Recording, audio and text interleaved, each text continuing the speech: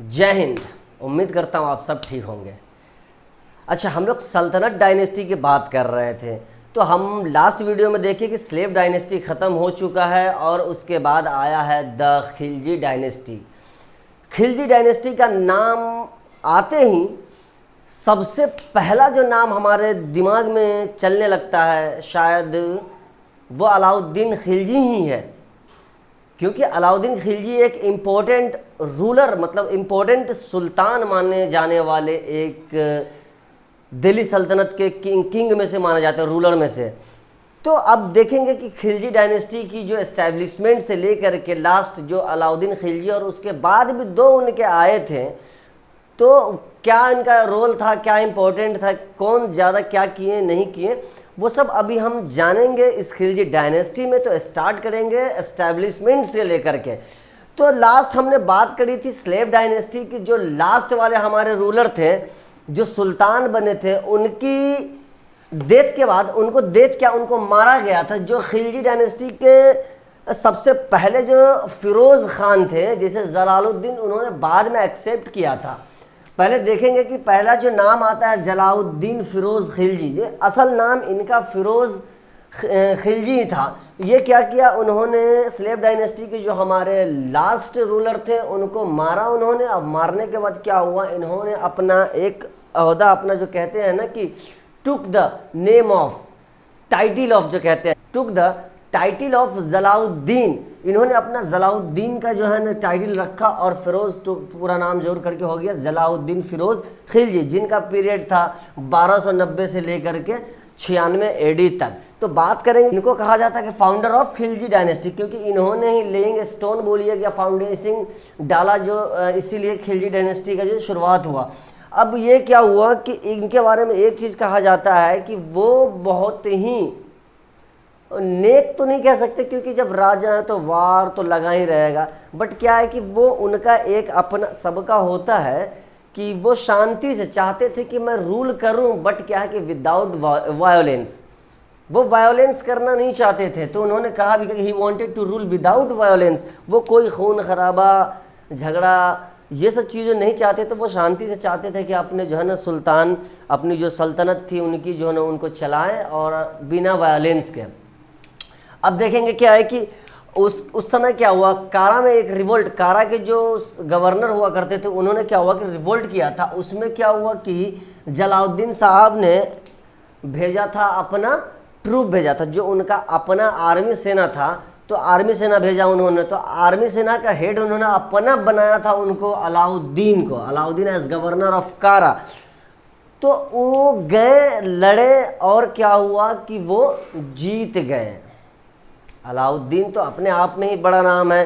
तो Alauddin governor of कारा थे उस समय, उनको बनाया गया मतलब अपॉइंटेड किया गया। कारा का जब रिवोल्ट हुआ था तो उस समय वहाँ कारा के गवर्नर थे उस समय मलिक छज्जू जो है ना वहाँ के गवर्नर थे। तो उस समय क्या हुआ कि जब उनकी आर्मी गई और उनको मार वार के ख़त्म करके जब अपना कब्ज़ा वहाँ कर लिया, तो उस समय उन्होंने अलाउद्दीन को गवर्नर ऑफ कारा अपॉइंट किया था। गवर्नर ऑफ कारा अपॉइंट किए तो एक चीज़ें यहाँ से स्टार्ट हो गया कि अलाउद्दीन का नाम आया और अलाउद्दीन जो है ना कि जीत हासिल किया और वहाँ का गवर्नर बन गए। जो जलाउद्दीन जो थे वो बहुत खुश हुए थे।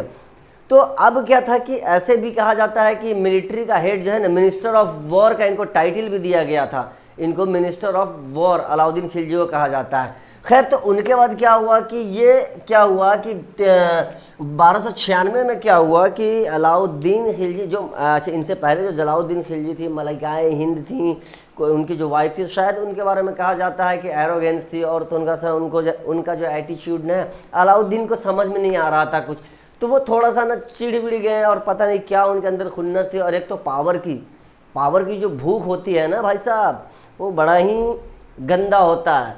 पैसों की पावर से भी ज़्यादा बुरा नशा होता है। ये दारू शराब, ये गांजा चरस अफीम, ये सब तो कुछ नहीं है। जिनको पावर का नशा होता है ना भाई साहब, वो चीज़ें तो एक अलग ही मतलब क्रांति करती है, लाल रंग से लिख देते हैं क्रांति।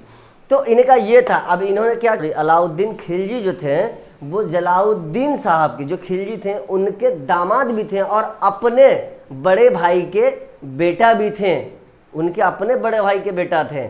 बाद में इन्होंने उनकी जो बेटी थी मेहरुन्निसा, आपने अभी अलाउद्दीन खिलजी के ऊपर रिसेंटली एक संजय लीला भंसाली की पद्मावत मूवी आई थी जिसमें ये चीज़ें दिखाया भी गया हुआ है। हालांकि वो फिल्म पूरा अलग चीज़ एक बेस पे लिखा गया हुआ है कि वो चित्तौड़ पे उन्होंने चढ़ाई तो करी थी, उन्होंने कब्जा किया था, महरावल जो रतन सिंह थे उन पर कब्जा किया, उनको मारा, ये चीज़ें सही है। बट इन चीज़ों का कहीं एक पुख्ता सबूत जो कहते हैं ना कि मॉडर्न हिस्टोरियन लोगों ने जो कहा हो कि कॉन्क्रीट एविडेंस मिला हो कि ऐसा कुछ था कि पद्मावती को उन्होंने देख लिया था महारानी को और फिर उनके लिए परेशान थी, ये फिल्माया गया सिर्फ, ऐसा कोई इनका कोई एकदम कॉन्क्रीट एविडेंस नहीं मिला है। ये सब एक तो एंटरटेनमेंट पर्पस से होता है। नहीं, कई बार क्या होता है कि इंसान इन चीज़ों पे विचलित हो जाता है क्योंकि वो सोचते हैं कि नहीं मूवी बनाया गया है तो ये हिस्ट्री के बेस पे बनाया गया है तो सही ही होगा, मूवी के बारे में नहीं। वैसे उन्होंने अपना एक कंसेप्ट दिया है, बट क्या है कि हकीकत में क्या है कि ये ऐसा माना जाता है, एक होता है ना जैसे कि अफवाह होता है या चीज़ें माना गया है, हिस्टोरियन के बारे में कहा जाता है चीज़ें, बट ऐसा कोई पुख्ता सबूत जिसको बोलते हैं ना कि एविडेंस हो कि इस तरह का था ही, ऐसा कुछ नहीं था।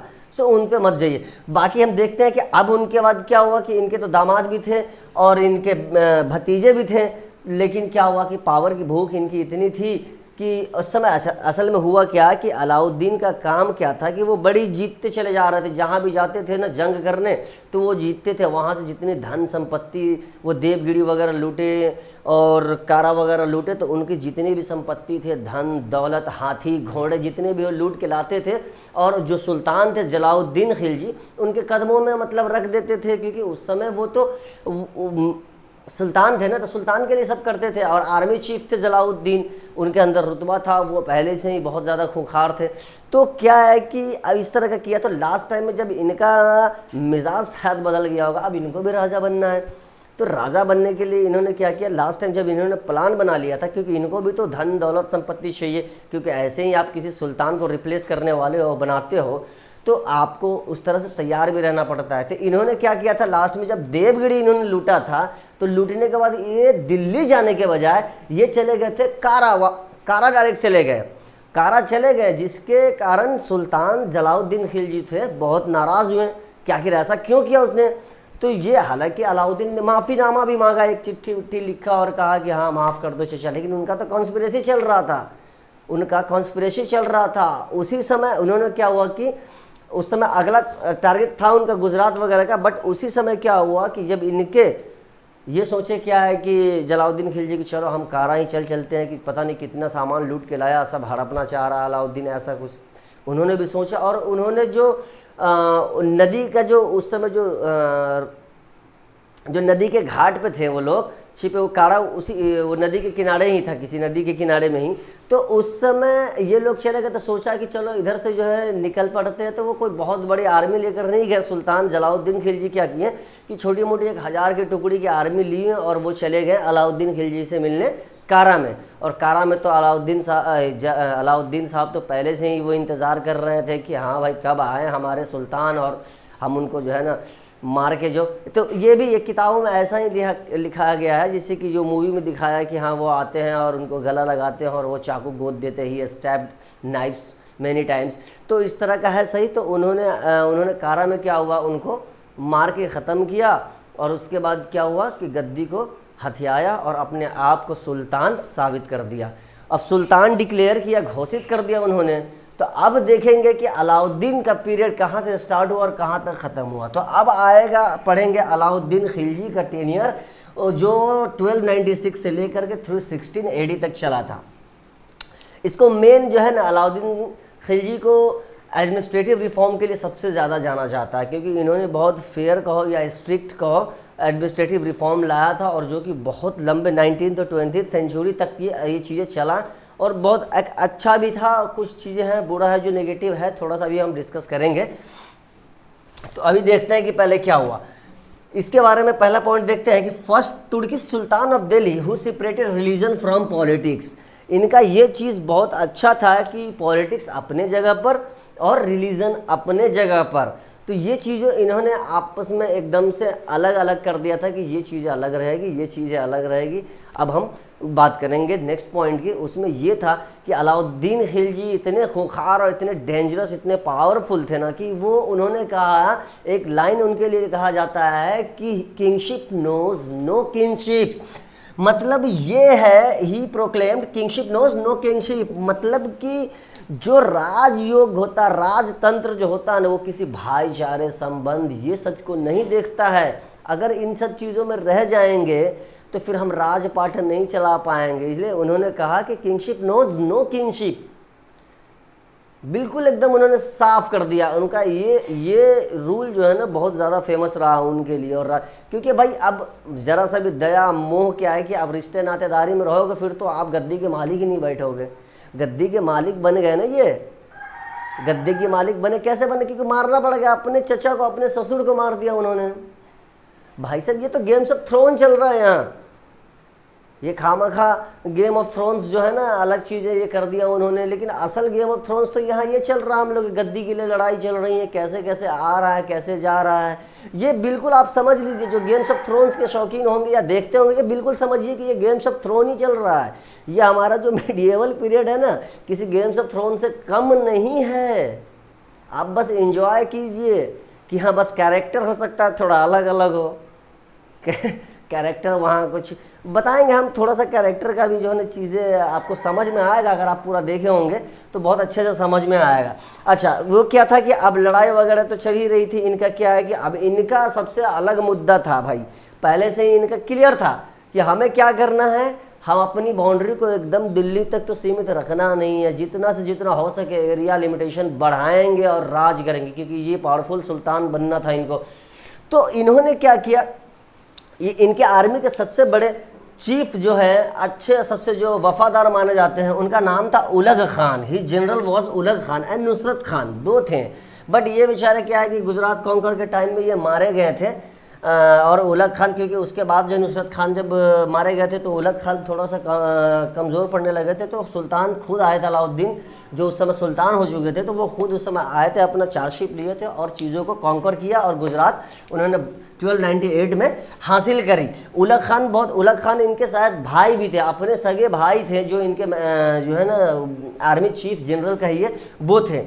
अच्छा ठीक, तो 1298 में इन्होंने कॉन्कर किया गुजरात को। उसके बाद धीरे धीरे करते हुए इन्होंने एरिया को बढ़ाते चले गए और एरिया कैप्चर करते चले गए। ही कैप्चर्ड रणथंबोर इन 1301 AD, मेवाड़ 1303, इसी मेवाड़ की बात कर रहे थे हम लोग। और उसके बाद मालवा 1305 में, जलोर को 1311 में इन्होंने कैप्चर कर लिया और अपनी दिल्ली में इन्होंने ऐड करते चले गए, अपना एरिया बढ़ाते चले, सल्तनत बढ़ाया, इन्होंने पावर बढ़ाया। अब इसी बीच में ये सारा कहानी जो हमने बात कर रहा था कि मूवी की, अलाउद्दीन की, जो वो चित्तौड़ भी उन्होंने कब्जा किया था, मेवाड़, तो ये चीज़ें हैं, ये तो सही है क्योंकि अलाउद्दीन तो हर जगह चाह रहे थे। ये उसी दौरान चित्तौड़ की, इसके दौरान क्या हुआ कि वो फोर्ट ऑफ सीढ़ी का जो छिपे हुए थे सर्दियों में, जो रहने के लिए जो एक जगह पे मतलब डेरा डाले थे अलाउद्दीन खिलजी, तो सीरी फोर्ट का ही सीरी फोर्ट का उन्होंने कंस्ट्रक्शन करवाया था उसी समय।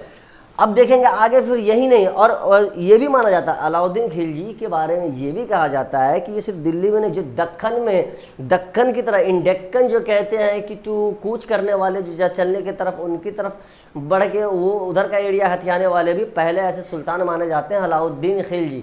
तो अभी देखेंगे हम आगे कि कैसे इन्होंने किया।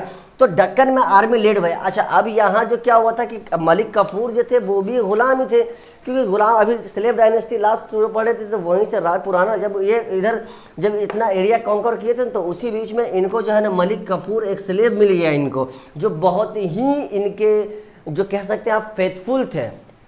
इनके बारे में ये भी कहा जाता है कि अलाउद्दीन खिलजी थोड़ा सा बाइसेक्सुअल थी, मलिक कफूर के साथ उनका थोड़ा होमोसेक्सुअलिटी वाला कुछ ऐसा रिलेशन बताया जाता, बट ऐसा है नहीं कुछ। जिस तरह वो चीज़ें पद्मावती वाली जो चीज़ें हैं कि हिस्टोरियंस ना कि एकदम कोई कॉन्क्रीट एविडेंस नहीं है कि वो ऐसा किए ही थे और जौहर वहर वाला कंसेप्ट कुछ, ये बस ऐसे माना जाता है, ऐसा सुनना है, सुनी सुनाई कहानी है सिर्फ, ऐसा कहीं एविडेंस नहीं है। उसी तरह अलाउद्दीन खिलजी के बारे में जो बाइसेक्सुअल होने के उनके ऊपर जो इसको चार्ज कहिए कि जनता की अदालत में ये चार्ज है, जैसे कि अदालत में वो उन पे इल्ज़ाम लगाया जाता है, उस तरह की चीज़ें हैं कि आप पे इल्ज़ाम है भैया कि आप तो बाइसेक्सुअल है, पर नहीं, अलाउद्दीन खिलजी के बारे में ऐसा कहा गया, बट ऐसा कोई एविडेंस नहीं है कि एग्जैक्टली वो थे या नहीं थे। तो अब देखेंगे कि वो डेक्कन की तरफ जब कूच किए तो वो मलिक कफूर जो थे, इनके जो सबसे वफादार, इनके द्वारा आर्मी के हेड लीड किए, तो उन्होंने क्या किया कि यादव रूलर जो थे उस देवगिरी के,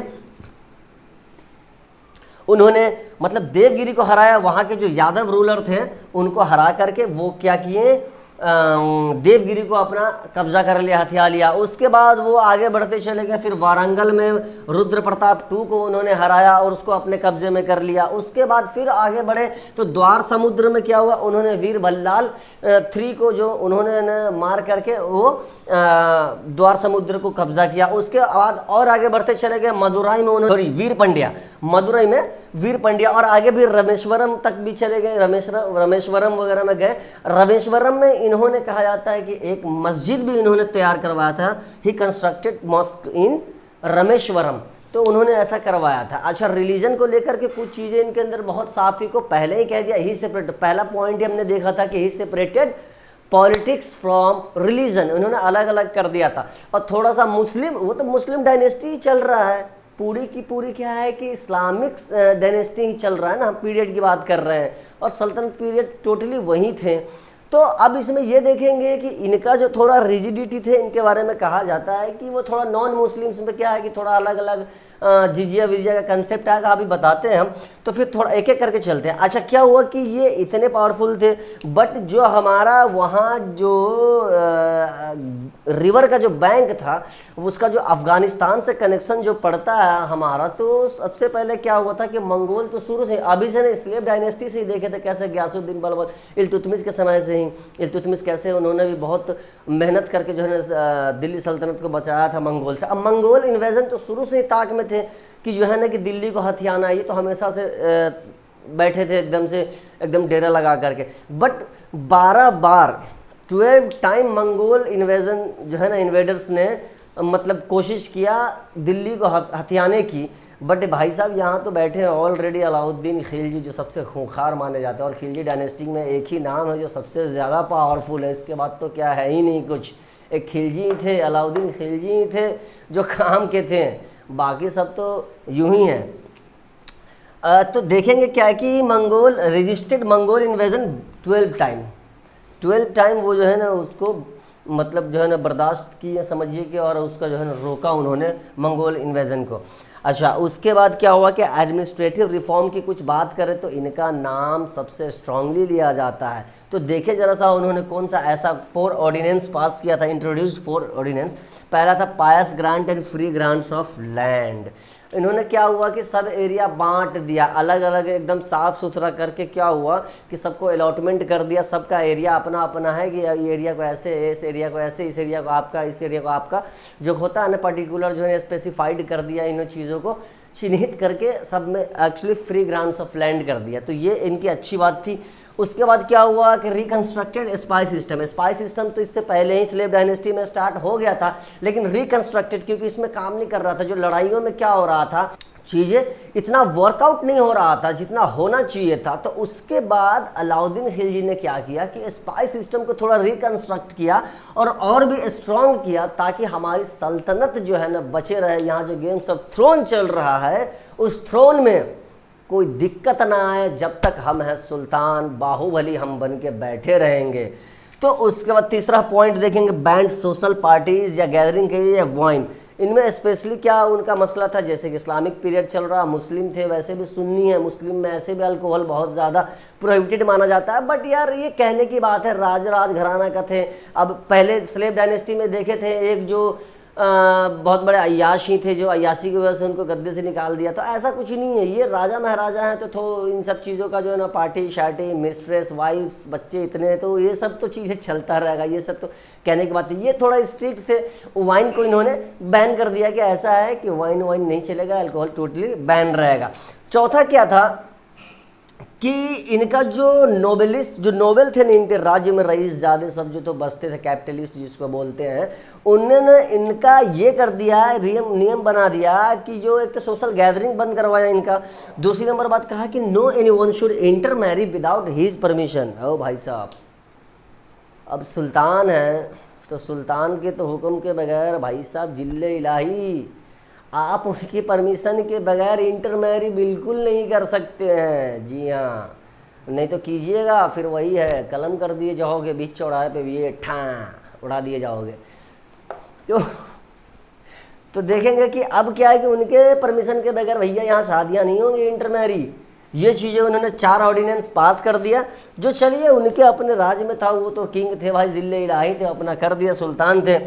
उसके बाद क्या हुआ कि एक और चीज़ है, उन्होंने ही इंट्रोड्यूस सिस्टम ऑफ दाग, जिसको दाग कहते हैं, ब्रांडिंग ऑफ हॉर्स। हॉर्स का ब्रांडिंग करना शुरू कर दिया उन्होंने और उन्हीं को एक नाम दिया दाग उन्होंने किया। और दूसरा एक किया था चेहरा, रोल ऑफ सोल्जर, जो डिस्क्रिप्टिव रोल ऑफ सोल्जर माना जाता है। एक मुख्य सोल्जर की जो भूमिका होती है बहुत ही मुख्य किया इन्होंने, कहा कि हाँ यार सोल्जर बहुत पावरफुल होते हैं, क्योंकि इनके बदौलत ही ये चीज़ें ना सल्तनत जो है पूरी सर्वाइव करेगी। क्योंकि अगर आर्मी अच्छी नहीं है, मिलिट्री अच्छी नहीं है आपकी, तो आप कैसे राज कर पाओगे।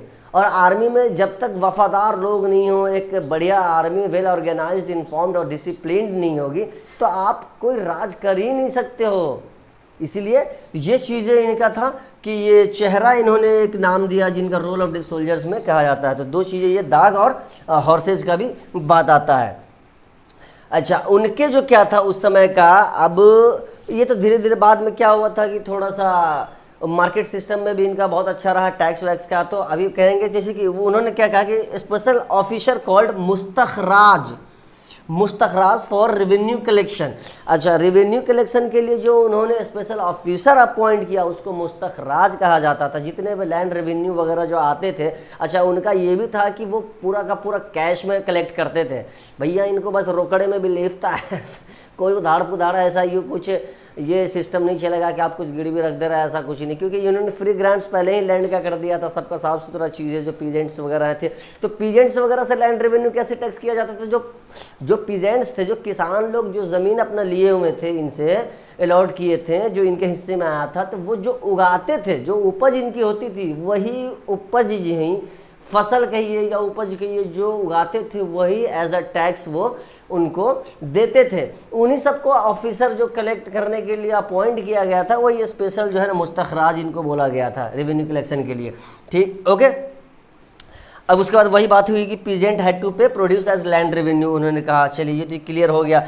अब देखेंगे क्या है कि ये इन्होंने एक बड़ा अच्छा काम किया कि ओपन मार्केट सिस्टम इन्होंने एक ऑर्गेनाइज किया। इसमें बड़ा अच्छा काम अलाउद्दीन खिलजी, जितने खुखार थे लेकिन इन्होंने अपने सिस्टम में जो चलाया ना, अच्छा भी चलाया। हर का एक अच्छा और बुरा दोनों तरह से व्यूज़ होते हैं, एक्सपेक्ट होते हैं। तो इन्होंने क्या किया, एक ओपन मार्केट सिस्टम अलॉट किया। उसमें क्या हुआ कि 3 तरह के मार्केट, सबसे पहले तो क्या किया, 3 मार्केट सिस्टम ये किया। एक तो जिसमें फूड ग्रेन वगैरह, जैसे कि फूड ग्रेन वगैरह बिकते थे, जैसे कि डेली यूज़ के सामान होते थे, अनाज हो गए, तेल हो गए, घी हो गए, शुगर हो गए, जो खाने की चीज़ें हैं, तो वो डेली यूजेज वाली चीज़ें फूड ग्रेन मार्केट उन्होंने एक लगाया। एक जो है ना क्लोथ्स के लिए मार्केट उन्होंने अलग बनवाया, जिसमें कपड़े बिकेंगे, कॉस्टली बिके कपड़े बिकेंगे। और तीसरा क्या हुआ कि उसमें है ना हॉर्स, स्लेव, कैटल, कैटल जैसे ये सब बिकेंगे। ओके, अब जैसे 2 मार्केट था, इसमें क्या हुआ कि जो ऑफिसर थे यहाँ, सबसे पहले जो ऑफिसर जो मार्केट के हेड थे उसको शाहानी बोलते थे, Shahna was high authority to maintain register. अब क्या होता था कि जितने भी व्यापारी हैं अपने सामान, ऑल द कमोडिटीज़ की बात कर रहे हैं हम, कि जो लेके आते थे, सबसे पहले क्या है कि आपको रजिस्टर करवाना पड़ेगा ऑफिस से मार्केट में जाने के लिए। और आपकी अपनी चीज़ों का एक अच्छा रेट, जो कहते हैं ओपन मार्केट में जो रेट एक खुला एक जायज़ रेट लगवाते थे, कि ताकि इतने रेट में आपका बिकेगा, फिक्स रेट इन्होंने करवाया। ये चीज़ अच्छी करी थी उन्होंने, क्योंकि यार मतलब बहुत देखते हैं आजकल के मार्केट में इतनी डुप्लीकेसी, इतनी अच्छाई, इतनी बड़ी, मतलब क्या बार्गेनिंग का सिस्टम देख रहे हो कितना है। वो अननेसेसरी अमाउंट को जो है ना हाइक कर देते हैं, पहले ही प्राइस हाइक करके फिर आपको बार्गेन करेंगे, ऐसा लगेगा कि आपको सस्ता दे रहा है। नहीं यार, ऐसा कुछ नहीं है। एक ओपन मार्केट वाला सिस्टम बहुत अच्छा है कि चीज़ें आपको फिक्स वे में मिल रही है। जैसे बड़े बड़े मॉल में आप जाते हैं, कैसे होता है कि एकदम फिक्स होता है, सुपर मार्केट चले गए, मॉल चले गए, उसमें चीज़ों का एकदम लिस्ट लगा के रख दिया गया है कि पहले से ही कि भाई ये चीज़ें इतने का है, इसमें कोई बार्गेनिंग नहीं, आप उठाते हैं, अपना बिल कराते हैं, घर आते हैं। तो ये सब चीज़ें था बड़ा अच्छा कि मर्चेंट्स जितने भी होंगे, जो उसमें व्यापारी आते थे अपने सामान लेकर के बेचने, उनको क्या है कि पहले पूरा रजिस्ट्रेशन करवाना है, फिर फिक्स प्राइस रखना है और फिर मार्केट में सेल करना है। तो उनके लिए जो स्पेशल ऑफिसर उन्होंने अपॉइंट किया था, उनको शहना बोलते थे, शहना। बट यही चीज़ जो ऑफिस में जो इसी सब पूरा मार्केट को देखने के लिए जो ऑफिसर जो शहना है, उसमें जो ऑफिसर अपॉइंट किए गए थे, जो दोनों मार्केट दो ऑफिसर पूरा मार्केट को चेक करने के लिए, उसमें एक को दीवानी रियासत बोलते थे, इसी को दीवानी रियासत बोलते थे।